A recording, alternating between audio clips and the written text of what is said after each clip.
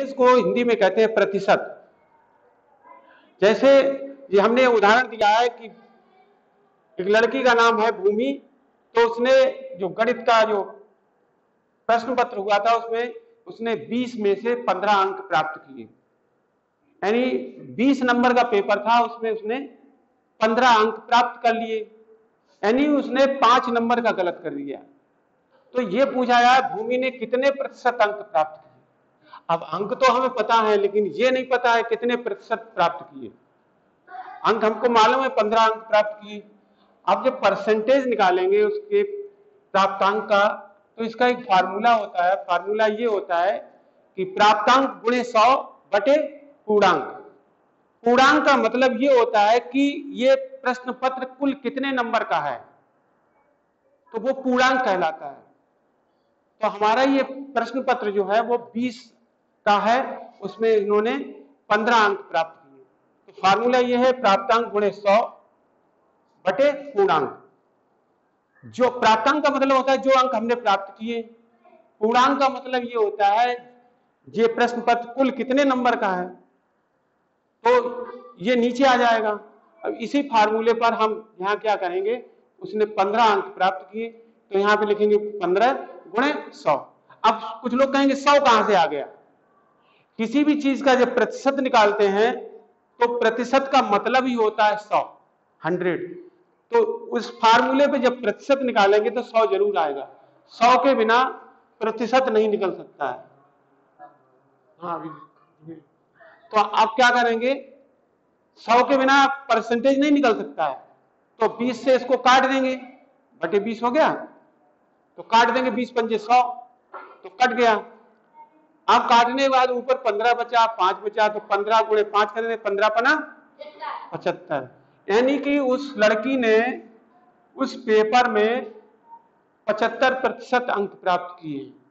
इस फार्मूले से आपका परसेंटेज निकला। अब मान लीजिए ये तो एक विषय हो गया, कई विषय हैं, जैसे गणित है, विज्ञान है, हिंदी है, तो गणित भी 100 नंबर का है, विज्ञान भी 100 नंबर का है, हिंदी भी 100 नंबर का है।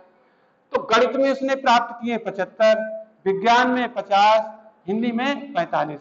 अब हम यहाँ क्या करते हैं, जो टोटल यहाँ है इसको प्लस कर लेते हैं, तो ये टोटल हुआ जाकर 300। ये क्या है, पूर्णांक है। ये 300 अंक क्या है, पूर्णांक है। और ये जो होते हैं हमारे 170 अंक जो आए प्लस करने में, ये हमारे प्राप्तांक हैं। ये उस लड़की ने इतने अंक तीनों विषयों में प्राप्त किए। अब इसका भी यही फार्मूला होता है, जो प्राप्तांक है देखो 170 यहां लिखा गुणे 100, और कितने का, ये पूर्णांक कितने का है, 300 का है, 300 से भाग दे दिया, 0 से 0 कट गया। इसके बाद यहां पर 170 बटे 3 बचा। अब 3 के पहाड़े से 170 नहीं कटता है, तो क्या करेंगे, इसको इधर भाग दे लेंगे रफ पर, और 3 पचे 15 की, ये अब 5 आ गए, यहाँ पर 2 बचा, फिर 0 उतारेंगे तो 20 हो जाएगा, तो 3 छत 18, फिर 2 बचेगा, फिर ये 6 बार जाएगा, ऐसे ही लगातार 6 बारी ही जाएगा। तो हम 2 अंक तक निकाल के इसको रख देंगे 56 यानी 56.67, 56.67% इसने अंक प्राप्त किए। ये हुआ। अब दूसरे टाइप का सवाल ये है, यदि किसी धन राशि का 15% 45 रुपए हो तो वह राशि क्या होगी। यहाँ राशि का हमें पता नहीं क्या है, तो जब राशि का हमें पता नहीं है तो हम उस राशि को x मान लेंगे। ये देखो हमने यहाँ पे राशि x मानी है, तो x का कितना है, 15%। जब का शब्द आ जाता है बीच में तो क्या करते हैं, का को हटाने के बाद मल्टीप्लाई यानी गुणे का चिन्ह लगता है, तो x गुणे 15 बटे 100। अभी हमने कहा था 100 के बिना काम नहीं चलना है प्रतिशत में। अब वो धनराशि कितनी है, 45 रुपए, बराबर कितना है, 45 रुपए, ये लिख लिया।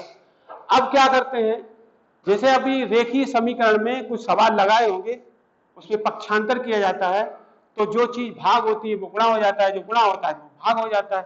ऐसे ही यहाँ पर ये होगा कि ये जो 145 है, इसका हम क्या करते हैं, गुणा कर देते हैं, और ये संख्या नीचे आ जाती है। ये पक्षांतर के अनुसार ये होता है। ये अब इसको हम काट देंगे, 15 3 45, 3 बार गया, 3 का 100 में गुणा कर देंगे, तो 3 का 100 में गुणा कर दिया तो 300 आ गया। तो वो धनराशि कितनी, x का जो मान आएगा वही धनराशि हो जाएगी, यानी 300 रुपए आएगा। अब इसी तरीके का दूसरा सवाल है, यहाँ हमने प्रतिशत चेंज कर दिया है और राशि भी चेंज कर दी। मान लीजिए 25% है, ये 150 रुपए है। तो ये देखिए उसी तरीके से लगा है, नहीं x का 25%, तो x गुणे 25 बटे 100 बराबर कितना है 150। वही तरीका यहाँ लगा हुआ है, ये धनराशि जो है वो 600 रुपए आएगी। आपको समझना क्या है, ये फार्मूला दिमाग में रखना है। और सबसे जरूरी ये है कि जब तक आपको टेबल नहीं आते हैं, पहाड़े और गिनती सही तरीके से नहीं आते हैं, आप इसमें गलती करते रहेंगे। तो बहुत जरूरी है इसको समझना। अगर फिर भी समझ में नहीं आता इसको बार बार पूछो, क्योंकि आप लोग 7 और 8 में पढ़ते हैं, अगर इतनी छोटी चीज नहीं आती है, आपकी बुक में ये सब सवाल हैं, आप एक भी नहीं लगा पाते हैं, तो इसका मतलब कहीं हमारे अंदर कमी है, या तो हम गिनती नहीं सही ढंग से जानते या पहाड़ी नहीं। अभी हमने पूछा था तो कुछ बच्चे पहाड़ी भी नहीं है। तो ये जितनी छुट्टियां निकलेंगी अब आएंगी आने वाले समय में, तो पर डे एक टेबल रोज याद करो। और जब अगले बार जब स्कूल खोलेगा अगले सत्र में, तो आपको टेबल सब याद हो जाएंगे, लेकिन ध्यान नहीं देते बस।